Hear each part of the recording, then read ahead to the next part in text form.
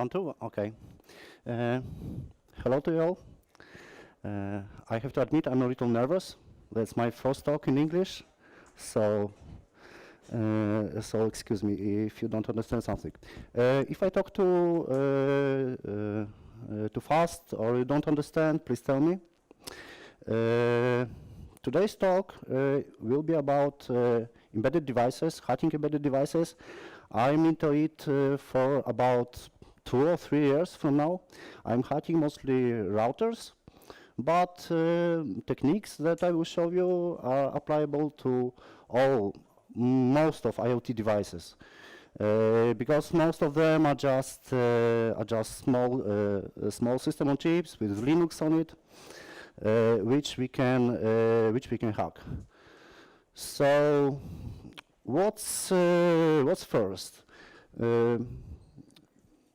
I think hacking embedded devices is all about connecting and hacking serial console.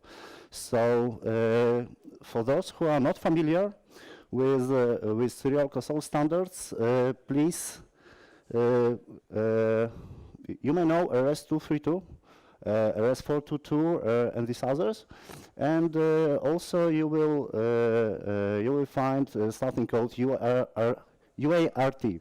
So what's this? The thing on the left is the device, is a hardware device for transmitting, for doing serial communication. So just basically a chip that is able to communicate with serial. The thing on the right, the RS-232 and the others, these are so-called standards. So they specify what electric characteristics, what voltage levels, and what the transmission cables is all about. So not to confuse, don't confuse UART and RS standards. So briefly about the RS, which we will not need. RS-232 is the most popular. You can find it in all old computers, PC, and it's all about modems. So it's just a standard to connect to modem to computer.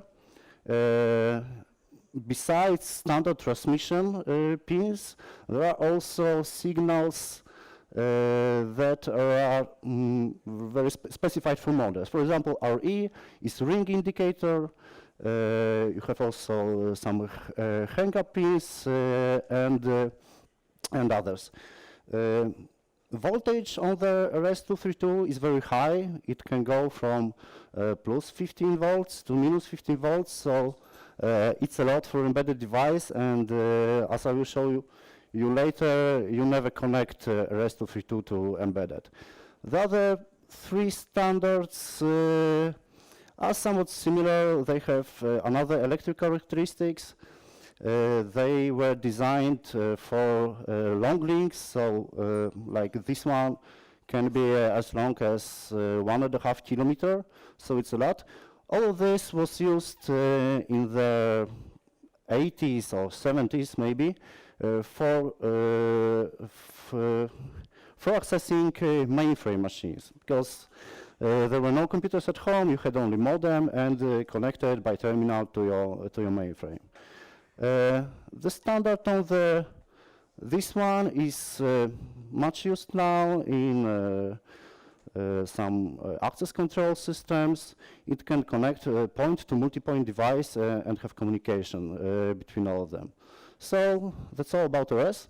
Let's go to our embedded devices. We will never see 15 volts or more on our embedded. So let's have a look what voltage we can found. We can basically have two types of electric circuits: CMOS and TTL. One is transistor based, other is MOSFET. They are not. It's not really important. What the important thing is voltage level, because when you are connecting something to system on the chip to the processor, they are not voltage tolerant. So if you connect 5 volt to chip that has 3.3 volt, you will burn it. So this table shows you what are voltage levels for serial connection. This is this is bit 0, the upper level, and the down is bit 1.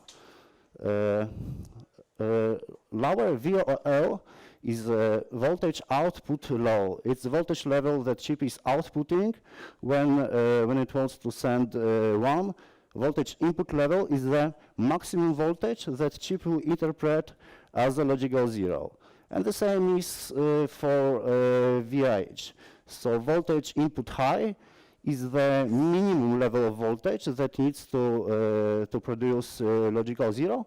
Voltage output high is the maximum voltage that chip is outputting to send a 0. So, of course, if chip sees voltage in these areas, the state is undefined. So we can have 0, 1, or nothing. What we can see from this, there are some devices that work in 5 volts CMOS logic level, but you will not encounter they frequently. They are rather rare. Most of the devices are operating on 5 volt TTL or 3.3 volt TTL voltage levels. So as you can see, all these levels, all these voltages are in the same level, and you can easily connect devices from 5 volt TTL to 3.3 TTL without any risk. But this is only for serial console, because if you will try to connect some other signals like GPIO, I2 E2C or some others, you will definitely burn your chip. Okay, so and the other one, 1.8 volt, this is getting popular now. And as you can see, it's incompatible with any of these standards. So if you want to connect this kind of device, which may be some OpenWrt or maybe something else, you will need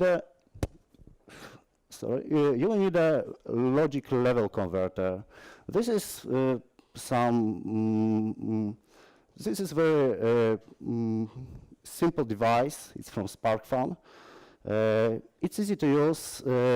If some of you know electronics, you can build your own very easily. How this works, we have a high voltage side, we have a low voltage side. Some of the low voltage side we connect, for example, 1.8 volt chip on the upper 3.3. RX, TX input output. And this pin is for connecting reference voltage. So here we connect 1.8, here we connect 3 or 5, and we have bidirectional communication without burning anything. How we connect? We can have a serial adapter. The one that people like the most is based on FTDI chip. It's really feature-rich. It's not only serial adapter, but you can have many other protocols like SPI or even others. It's also the most expensive. There are other cheaper serial adapters like this one or this one. They are quite okay. They can have troubles with some hardware. I've seen hardware that doesn't work well with some of these cheap devices, some of these cheap adapters. So if you encounter one of these problematic hardware, you should try something else.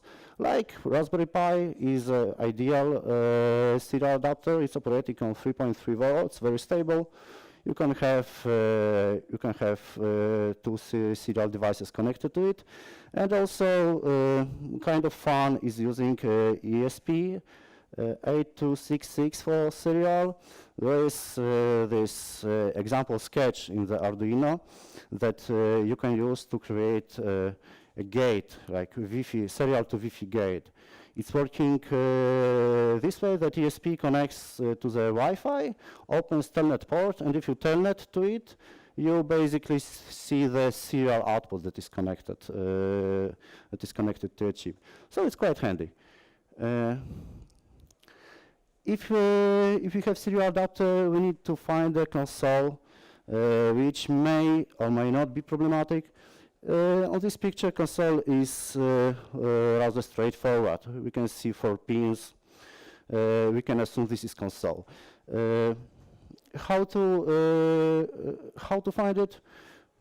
First, we need to find a ground pin, which we can, for example, with multimeter, try to reference voltage from, I don't know, chassis to the ground pin. We also will have a voltage pin. It may not be connected, and transmission and receiver pins. On this picture, situation is a little bit harder. We are not sure if this header or this header is serial. What can we do? There is a method using a multimeter. It's based on the fact that when device is booting, it's outputting some text, some boot messages on the console. So if you connect ground to ground and voltage meter to one of the chips that will be transmitter chips, and boot your device, you will see voltage floating and then stopping floating. So it's quite handy way to find serial. Of course, you can also find specifications of your processor. You can find where the output serial is and look where it is connected on the board. How we connect? This is easy. TX to RX, RX to NX, ground to ground. Never connect power. So NC is no connect. 3 volt, no connect, or you will fry something. When you found the console, you need to find the baud rate. Most of devices operate in 112 100,000 15 to 12 bit baud rate, like this one. If you are not sure what the baud rate is, we can try some popular ones, or we can use this tool that we can sweep through the baud rates and see and easily establish what the proper baud rate is. Other parameters are basically not needed, so this is quite easy. What we can see when we connect to the console, the first thing we see is bootloader. So bootloader can be U-boot, DOS U-boot. It can also be Redboot or some others, but U-boot is the most popular. I think if you open any of your Chinese cameras or some other stuff, you will find U-boot in there, maybe slightly modified. It's a free software, so all the partners that are using their own U-boot has to release sources, which is very nice because it allows us to better understand and play with hardware. These are the architectures. So as you can see, it can run on almost everything. If you are into routers, there is a very popular modification of U-boot made by PP from OpenWrt project. It is very cool because it has some options, for example, for web upgrade. So if your system upgrade went wrong and you don't have system anymore, you can use rescue booting on U-boot, which has a web interface. So you don't have to use serial console or telnet. So 2 words about flash layout. it's the second thing that you will see. Basically, in embedded devices, you will mostly find some MTD flash. This is flash device is divided into partitions. So the first partition is the U-boot, the bootloader. And then you have some other partitions, for example, with firmware kernel, some config, and with the root file system.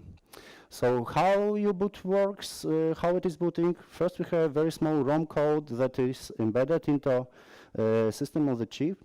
That its only function is to find the loader of the U-boot. So it has some very simple procedures like look for flash or look for an MC card or an AND card, where it tries to load the secondary program loader, the SPL. U-boot is divided into two parts. First is SPL, which is very small, so the ROM code can load it. Second part is a full ELF image of the U-boot, so the actual program. So ROM finds SPL, and SPL loads the rest of the U-boot. And after U-boot, we are booting Linux kernel.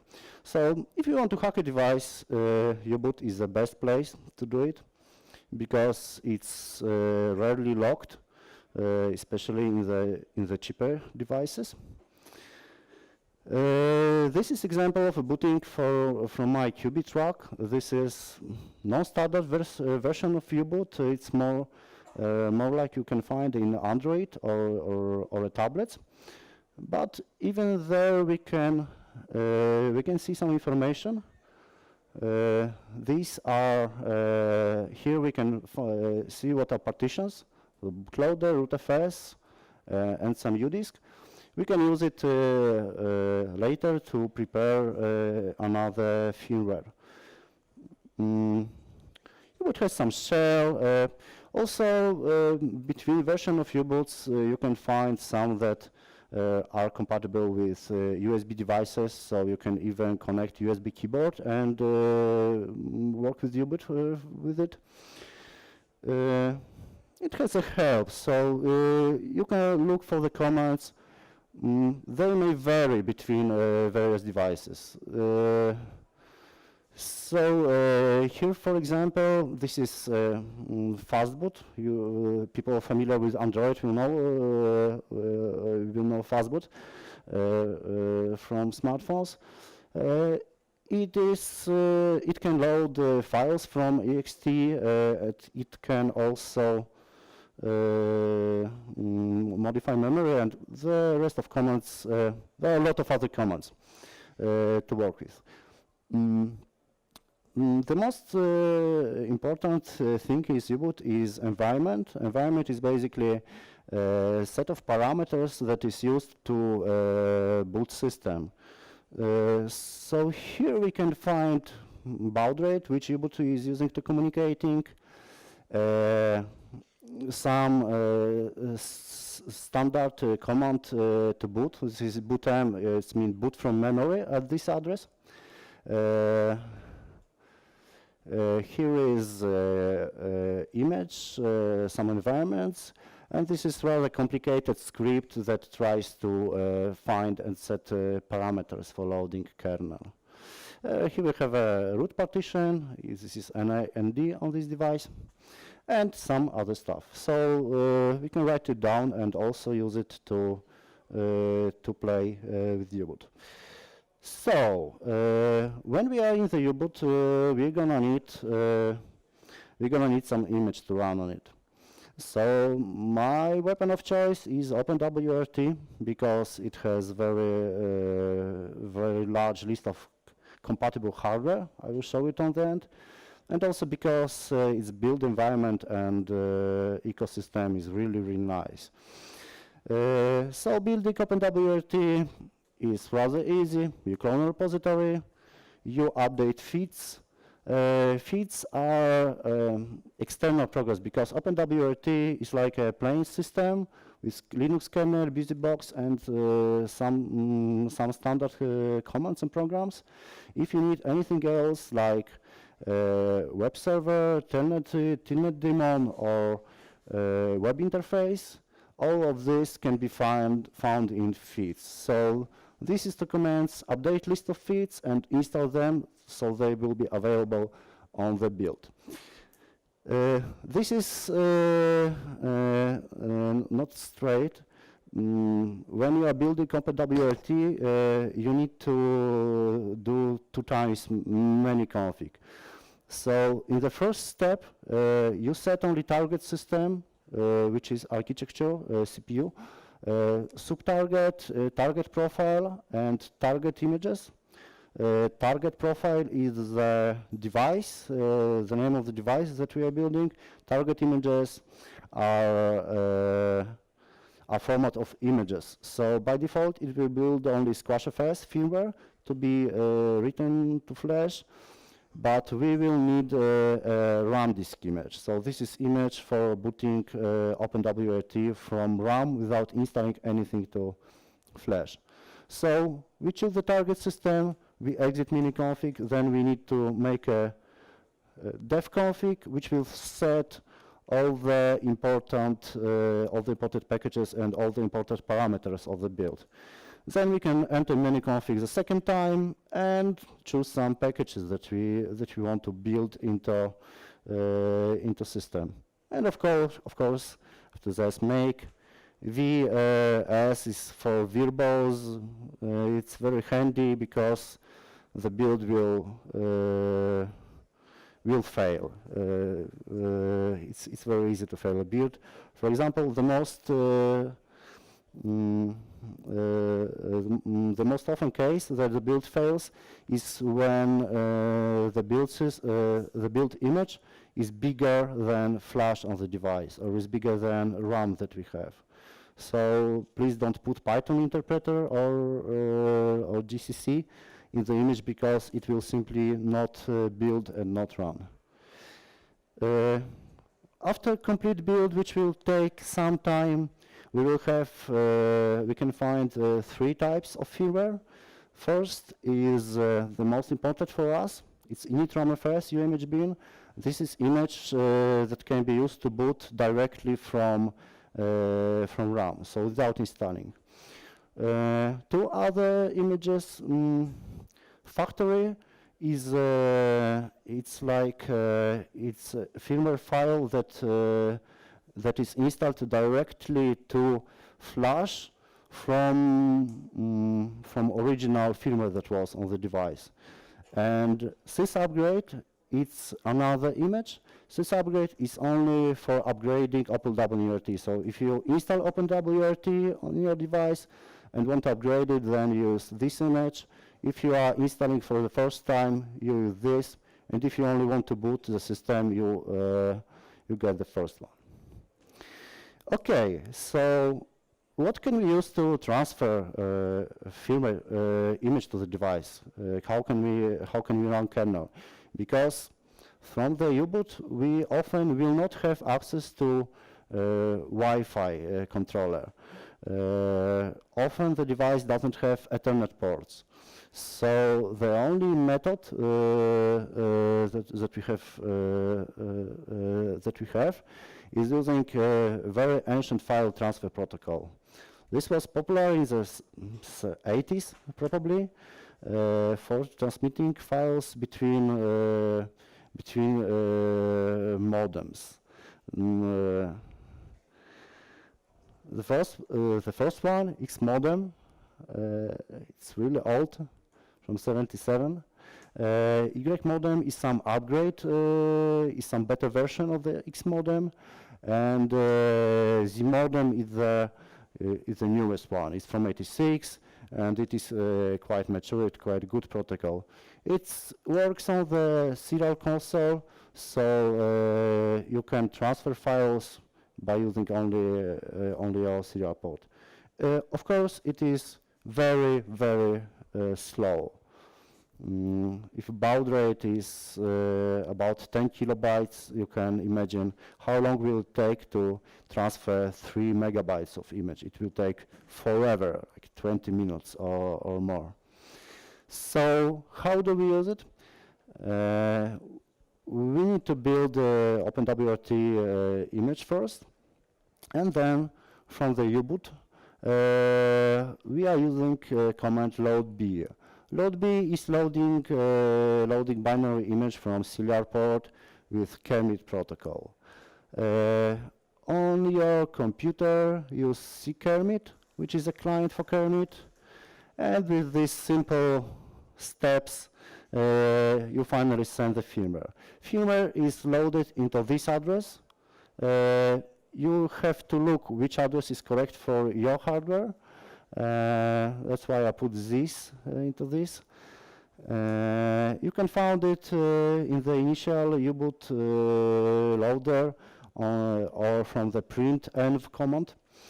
And when the image is loaded, you can boot it by using bootm, which is boot memory command. So with these commands, we can, if you know architecture and we have correct OpenWrt image, we can boot our board, we can boot our device and use the system to hack it further. If your U-boot doesn't have the loadb command, which can be possible, you should use loady. It's Y modem protocol, and there is a just different command for sending files. But it's possible too. So, when you have system, you have of course a root prompt, and you can look around what's, for example, what's in rootfs, in the original rootfs of the device. In PROIDEA, there is a partition table for the MTD device. You can use it to download specific things, or you can download whole firmware from dev MTD device. It will just put you the whole flash. If you have network, like when you booted OpenWrt, you will have your Wi-Fi card, so you can connect to Wi-Fi and transfer files with SCP. If you don't have it, you can use Kermit and wait forever for the transfer to complete, but it's quite possible. So, when you have a firmware, we want to analyze it because we need to split it into parts. There is a very nice tool called binwalk. This is binary walker. It is a program that tries to find signatures of the bootloader, kernel, root file system, and other stuff in the image, and tries to extract them into files. So this command will extract everything that you will find. There is also another switch parameter for extracting recursively, but this is in most cases all we need. If we are not sure what the firmware is, or we think if it's encrypted or compressed, we can also do an entropy analysis and just look how the entropy in the file is looking. So, what will output binwalk? This is the starting point. This is like offset in the image file in decimal, in hexadecimal, and this is signatures and things that binwalk read from it. So, as you can see, this is probably some ubiquity router image. We have some headers, and on the 3 to 4 byte, we have a U image, which is basically the kernel. Later there is some LZMA data, we don't know what it is, and here we have partition header, also not needed. This one is the most interesting. This is where the squashfs file system starts. So this is where all the files, all the system the device has in it. If you are not familiar with the SquashFS, it is very, very simple, compressed, read-only file system. It needs two partitions. One partition is for read-only data, and the second partition is mounted like an overlay, and is used to read for writing data, like changing configuration or something. But it's not used in system upgrade. When you upgrade your system, you just overwrite the whole SquashFS. Okay. You can, when playing with firmware files, you can often find the SquashFS file system which you can't unsquash with to unsquashFS. It's because device manufacturers are sometimes modifying the SquashFS, so they use non-standard compression, or they just change the headers, so it is harder to extract. There is a great tool named Sasquatch. It just tries to extract file system in every possible way that it knows. There is also other tool, quite older, called FMK, Firmware Modification Kit. And in this other tool, you can find like 20 or 30 versions of the tools used to pack and unpack firmware files, but I think that this is much better because it really could extract files that no other program could do. So if your SquashFS doesn't unsquash, use Sasquatch, and it will help. Of course, sometimes you will need to use your hexadecimal editor and by hand analyze and modify the headers of the SquashFS. So, what's the most simple technique to modify firmware? I'm talking firmware modification, like for example, you have this cheap China camera that has a default password on it and Telnet daemon, which you can't change. So you don't want to install your own firmware. You want to just shut down Telnet daemon or change a password or whatever. Most simple steps is just run OpenWrt, try to download the firmware, extract files, and modify file system. Then you should use all the files that was from extraction, like the headers, the U-boot, some non-standard files, and just glue them in the way that was original, and upload it to the device. This is possible because SquashFS is the last partition in the flash layout, so it can be a little longer and nothing will happen. Like addresses for the loading kernel will stay the same. So, okay, this is for modifying original firmware. If you want to install your new system, then you just run your OpenWrt and use the sysupgrade command to install the whole system to the device. This is when you want to have like newer kernel or some stuff that wasn't available in original firmware. How to flash? Some slides before I was showing you how to run image from external source. This is very similar. There are just two additional steps. First step is erasing flash. Of course, you should find your own address and the size of the flash that you want to erase.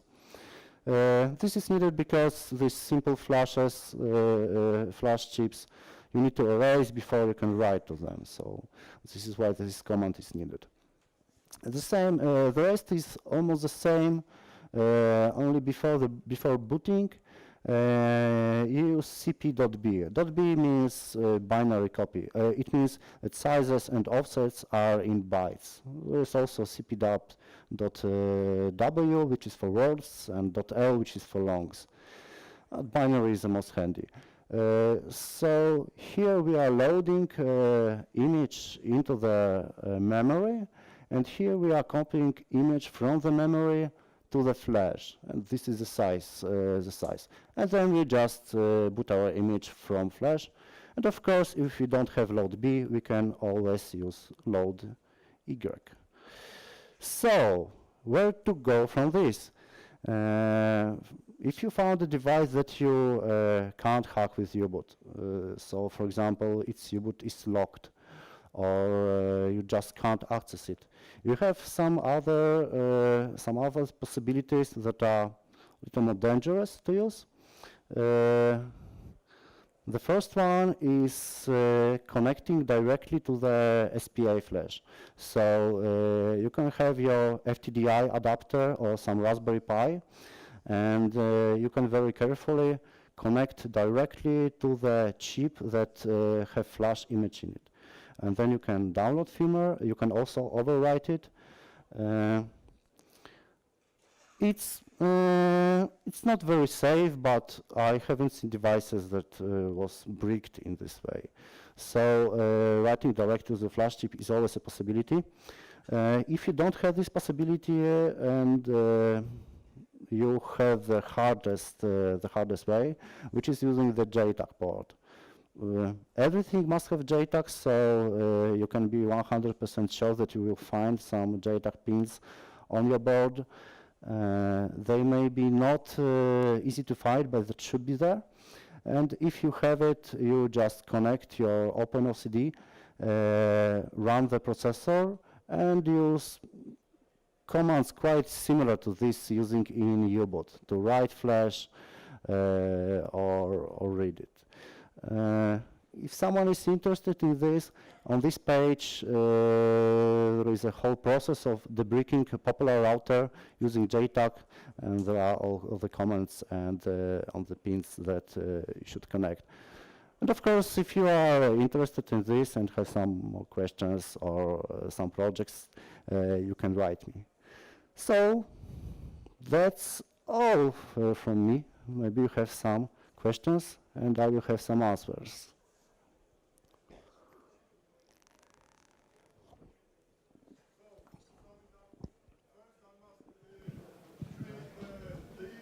Sorry, wait a second for a microphone, please. 1, 2, 3, 4. Okay. So to sum up, first of all, I've got to have the image of OpenWrt, right? Mm-hmm. Then yeah. I'm loading into the device, yes. And then I'm performing all the commands. Yes. Okay. So that was, for me, it was unclear, maybe for the others. Okay. So the OpenWrt image you can build or you can download from the site.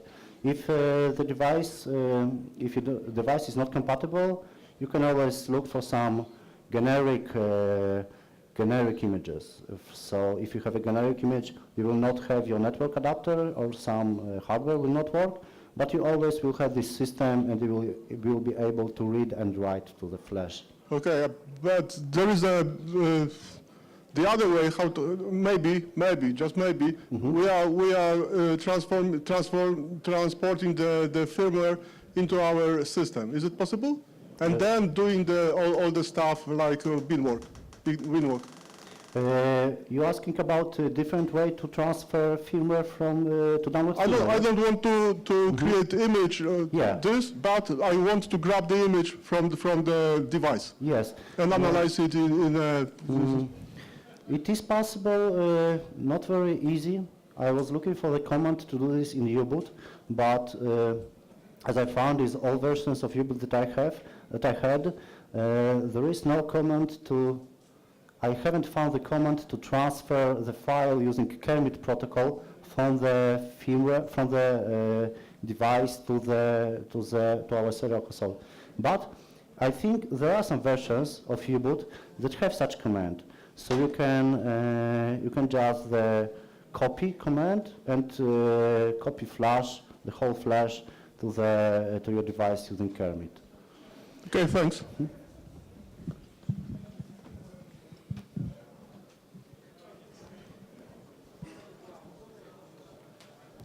Hi, I would like to ask you how your zodiac sign influenced your career. I don't think it influenced in any way.